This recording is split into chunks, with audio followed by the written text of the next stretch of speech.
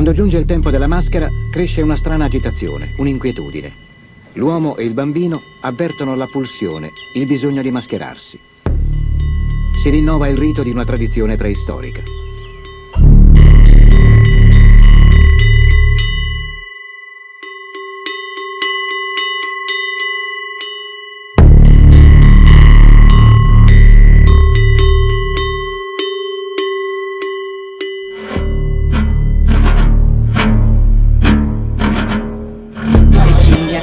Una volta la vestizione avveniva in modo celato e al momento dell'uscita dal cortile gli uomini dovevano essere tutti mascherati perché nessuno potesse riconoscerli, mentre durante la sfilata si scoprivano il viso.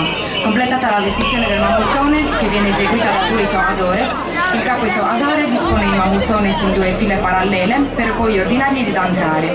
Gli isoadores catturano le giovani donne con il laccio in segno di buon auspicio per una buona salute e fertilità. Essendo una tradizione antichissima, nessuno conosce con certezza il significato di questo rito e lo studioso Raffaello Marchi descrisse questa cerimonia come la vittoria dei Mamuyadini Soadores contro i Mamuttones saraceni mori invasori. Oggi le ipotesi sono tantissime. Ringraziamo il gruppo di Mamuyada.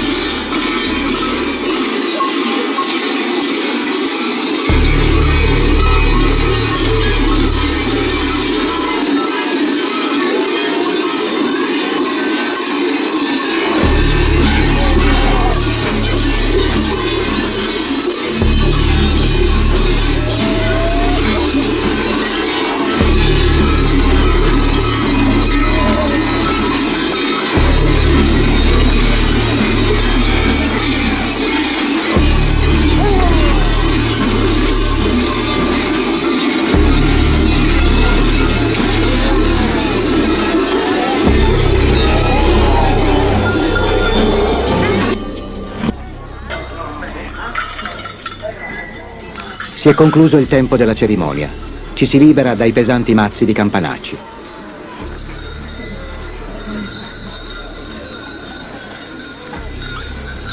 La svestizione segna il ritorno alla condizione umana. La festa è finita. La comunità è stata liberata dall'angoscia di vivere.